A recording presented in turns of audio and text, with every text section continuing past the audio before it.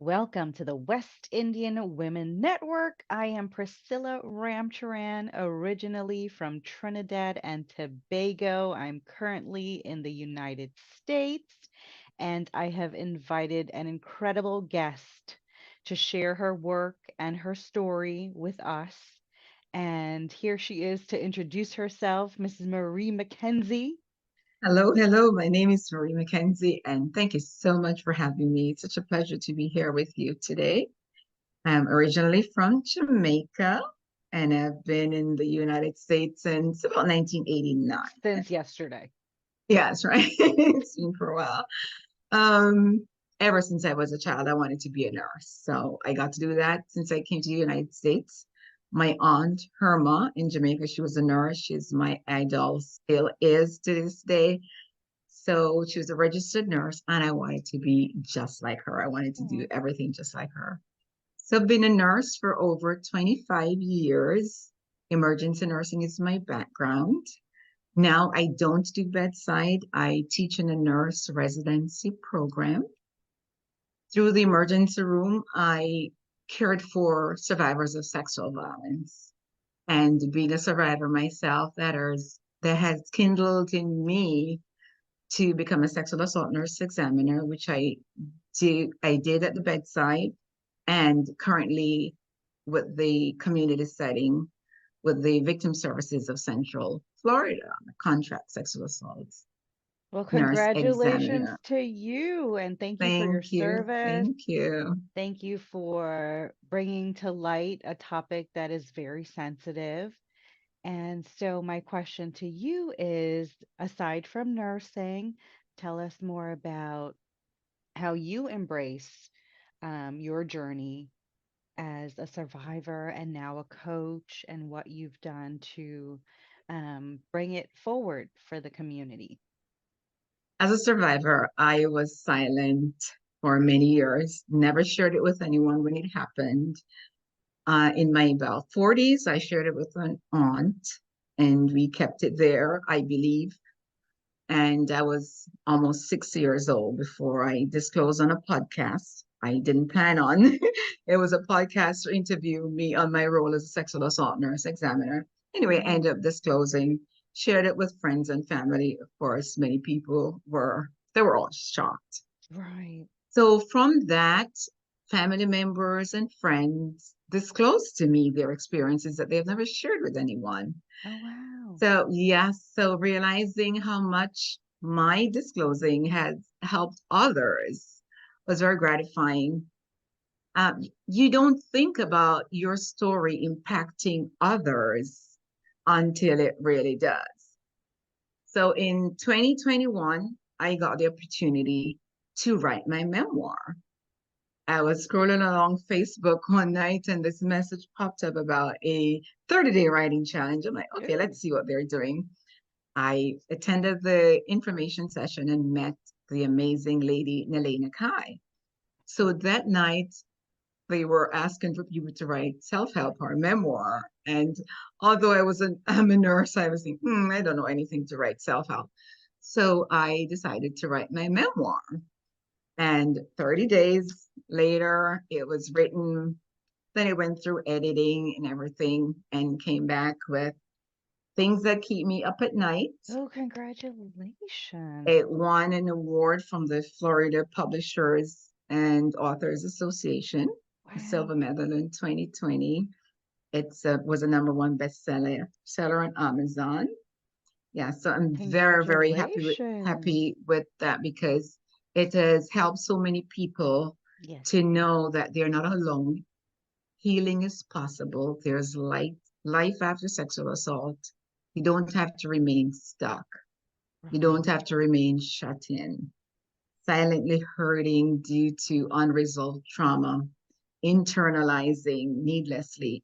We don't have to feel guilty or shame. That's not ours to bear. We didn't do anything wrong. So let's put that on the perpetrator. And there is help available. Healing is possible. So being muted for so long and struggled, I formed the International Sexual Assault Recovery Institute, where I coach survivors of sexual violence to heal and overcome their triggers, to have intimacy in their relationships. Because a lot Incredible. of survivors have struggled and are struggling with intimacy, whether it be with ourselves, family, friends, or marriage or other relationships. Indeed. Wow. And congratulations for everything. Thank Thank you you. for your work. A slip of the tongue opened doors for you and Yes. opened doors for so many. Yes, it was Um, meant to be, I guess. right, right. Wow. And you've founded organizations. You're making such an impact. And like you said, on a topic that's so muted. Yes. Absolutely. Wow. I look forward to reading your memoir. There are some things that keeps everyone up at night, indeed. Really Yes. wonderful. So, what is your inspiration each day to get up and go to work? Just knowing that what I do impact the life of others. You know, even teaching as in the residency program, the new nurses, they need good role models, Yes. nurses that practice with empathy and authenticity, doing the right thing for the patient all the time, whether someone is watching you or not. Right. And I can't even wrap my mind around the strength that you need to even verbalize that something happened. So when you have someone who's just really introverted in terms of expressing themselves, what what advice would you have to someone who can't verbalize what happened or the fact that they want to pursue healing?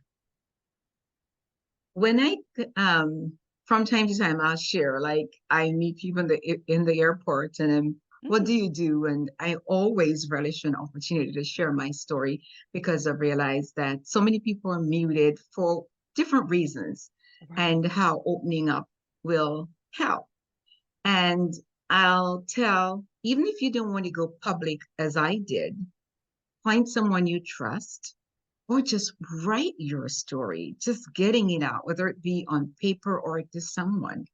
It is Hmm. so cathartic. Yes, I believe it. And in any avenue, I mean, anything that's on your mind, and at the same time holding it in actually hurts you more than anything. yes, because you're holding it. And when you haven't processed it, you're reliving the trauma.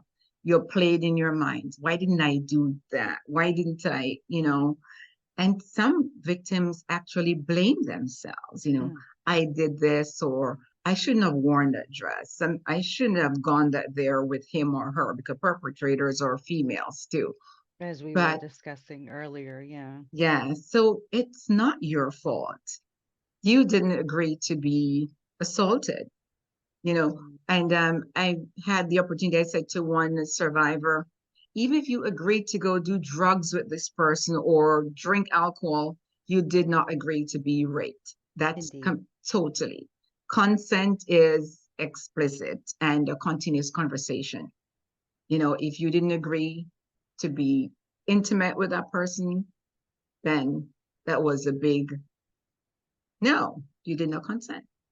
Right. Absolutely. And no is a very powerful word. It's a full However, sentence too. right, and sometimes it's impossible to get it out. Yes. Yes. And because you didn't respond, that is not consent. Because sometimes the body, it freezes. Hmm. So that's not another trauma response. You may freeze, you may laugh. So if people respond different way. So the fact that you didn't say no, or you didn't resist, that is Right. not consent. Absolutely, absolutely. So, in terms of coaching, and thank you for answering my questions. In terms of coaching, is it just in person or do you coach virtually? How does a session Virtual, with you work? virtually, Oh, mostly right. nice. Yes. I'll be sure to mention that in the description. So, I am so excited to have you here and share your work. I know this is just the tip of the iceberg for us. Now that we've established our connection and all these wonderful people that I've been meeting, it's really important to bring us together because everyone has a strength in their own field. But Yes. together, I believe that we can make a huge difference. So, what would be your message to our viewers? My message to our viewers, you are not alone. You are not your trauma. Healing is possible. What happened to you wasn't your fault, but healing is your responsibility. Help is available. Do not remain shut in. And even if you feel shut in, really take that step forward and just Yes. say Just hello. one step each day, and you can take the next step. Just don't give up. And if one day you feel like, I don't want to do it today, that's okay. Pick Right. up the next day. Because I don't feel like getting out of bed every day. I don't jump out of bed every day bouncy, but I push, just push past that point. You make that decision step by step. Exactly. That's a very Exactly. beautiful message. And you just say hello to Miss Marie and she'll get you rolling. Exactly. I'm here for you. You are not alone. Fantastic. So can you show us your books again? My books, this is my memoir, Things That Keep Me Up at Night. That was my first book that I wrote. And then From Stuck to Limitless is an anthology with other survivors of Oh, sexual assault. They are veterans who share their story of overcoming post-traumatic stress and depression. Others talk about toxic relationships, diet issues, and it comes with a workbook. If you can see that, there's a that's companion journal with workbook. lovely. Yes, Very lovely. Now, I know we said our final message, but I did have a question now that I think about it. Like you said, you mentioned your story to a close relative, and I would say that relative now has this information kind of on her shoulders. Do you also work with family and friends of the um I don't want to say victim, but the person that had the experience to teach how to support someone who has been in such severe situations? not formally with clients, but I've spoken generally to family and friends who I know have or supporting survivors in their network. Yes, Understood. Under survivors, that's the word. yes. That's the word. Because I also think it's important if you have that close support network that they know how to Support there. support. Right. Yeah, Thank you. Yes. yes. Wonderful. Another thing is like spouses. The, Hmm. the survivor didn't disclose to the spouse.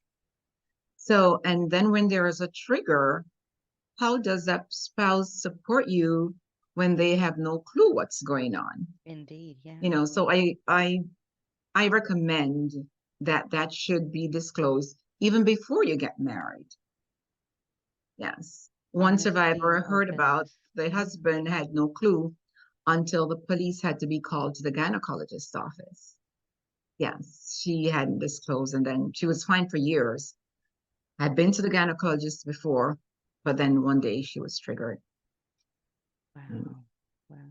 didn't It's a end very well. sensitive situation. Very, very sensitive situation.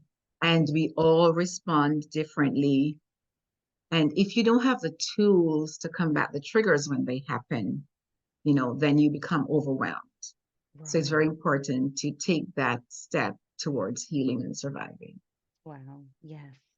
I'm so happy to have you here to open our network to another avenue of coaching and helping others, uplifting others. I appreciate meeting you and learning about your work so very much. So we'll put the links to contact you, to check out your books, and invite you back on anytime to discuss further. Thank you. I'll be happy to be back, and I appreciate you inviting me here to share my story and my work. You're most welcome. Say Thank you. bye. Bye bye. Thank you, viewers. I appreciate you. You're welcome.